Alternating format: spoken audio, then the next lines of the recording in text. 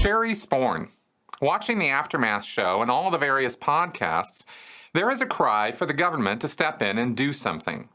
Other than revoking the religious tax exemption, would a raid on gold, for example, be helpful in your opinion? I remember Tom DeVox saying that one reason the FBI didn't do it before is because he felt that all the Sea Org members, including those in the hole, would just say they were there voluntarily and would not choose to leave. Do you believe that this is still the case? Hey, Sherry, thanks for the question. I actually have some other ideas about what would probably happen if the FBI today were to go raid the gold base in San Jacinto, California.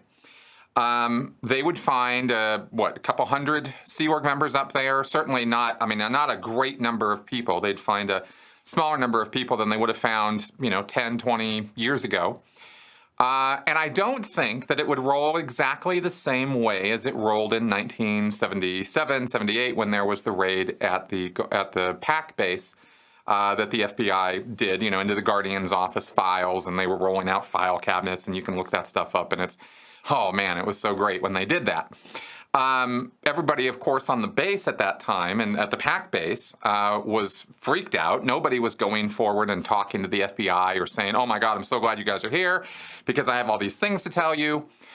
But here's how it could happen differently now, or at least a couple ideas I have about that. One, this isn't 1977. We are now in 2019. Scientologists know Sea Org members, even the ones at the gold base, are not a bunch of happy 1977 versions of Scientologists. Scientology was very, very different back then, and the Sea Org was even different back then in quite a few ways. I mean, this was before David Miscavige had taken over, before so many more abuses and changes in the ethics structure and the punitive measures that have been taken on people for sexual conduct or anything critical of David Miscavige personally. I mean, it's a pretty paranoid 1984 kind of environment, and that puts people's nerves on edge, and they've been on edge for so many years that they are raw. So that wasn't the case back then, and it is the case now, right? And there's been a lot of things that have happened that have been exposed that even some of these Scientologists and Sea Org members might have heard something about, even if it was only the rumor line from people who have blown from the gold base. And there are still people there who knew those people, saw it happen, and there's only so much, cognitive dissonance you're going to be able to pile on. My point being that if there was a raid, see, right now, pre-raid, everybody at the gold base is kind of getting along on the skin of their, chinny chin chin and just kind of scraping by. They don't like their existence, as everybody who has escaped from the gold base has said. It is a hellhole. And of course, there's literally this thing called the hole, which, as we've gone back and forth on whether that thing still exists, but it looks like it does. And I was way too optimistic in thinking that David Miscavige had canceled it. So you have this horror show happening there. And so if they were to come in now, it would be a very different picture. Now, from 1977. However, there would need to be counselors, therapists, literally right there with the FBI agents. And I don't know if that's even legal or if that could even be arranged, but it would need to be arranged because you would need experts to go in there with the FBI. They can't just run in there with guns drawn, throw everybody on the ground or against the walls and take everything. They should do that. I mean, don't get me wrong.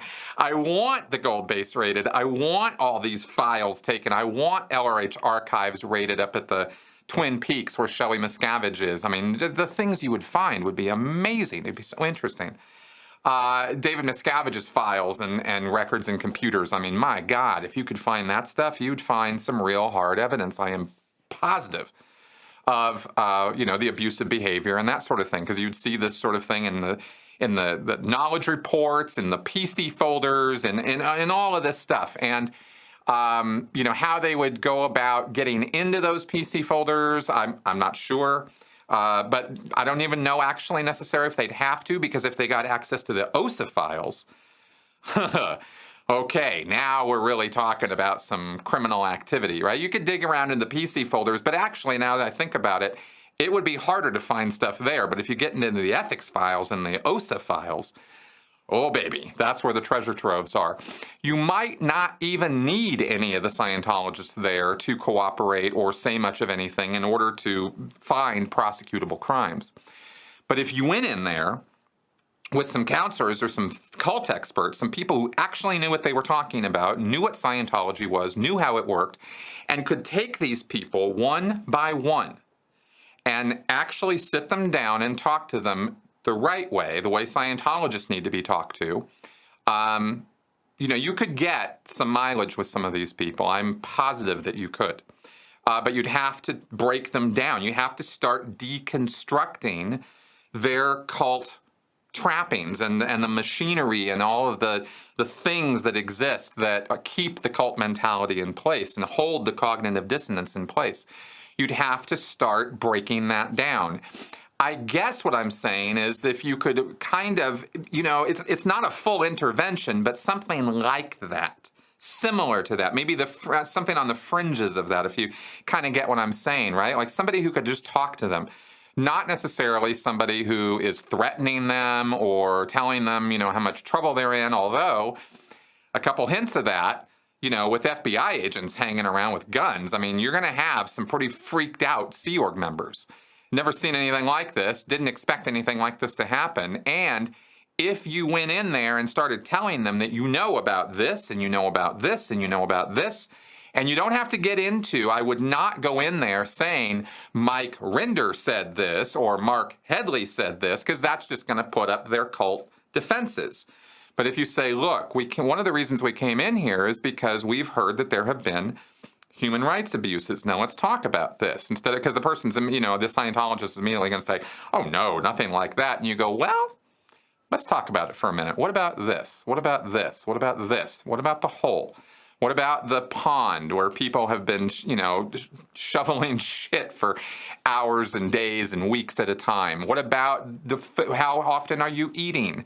How much sleep are you getting? Like really, if you could really break all this down and have real conversations with these people, not just, if you just went in there on a superficial, ran through the base, did the whole thing in a couple hours and then left, yeah, no one's going to talk. But if you really took some time and dug in and really pressed them, you could break through a lot of that cult indoctrination. And not with everybody. I'm not saying that everybody's going to cave. Not at all.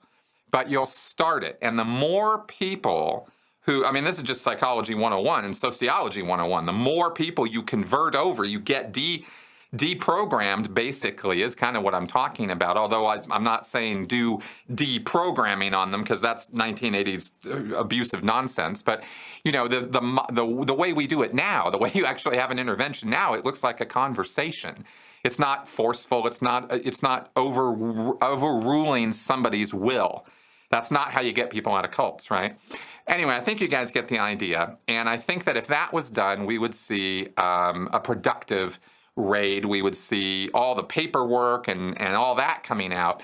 But we would also see some very, very, I think, if it was done right, I think we would see a real exodus out if these people were made aware of what the real situation was. And it would be even more amazing, with some of them at least, if some of their family members could get involved too. But that would take a total, that's not really the FBI style, so I doubt that they would do something like that. But who knows? This is my recommendation for how I think that should go, and there you go.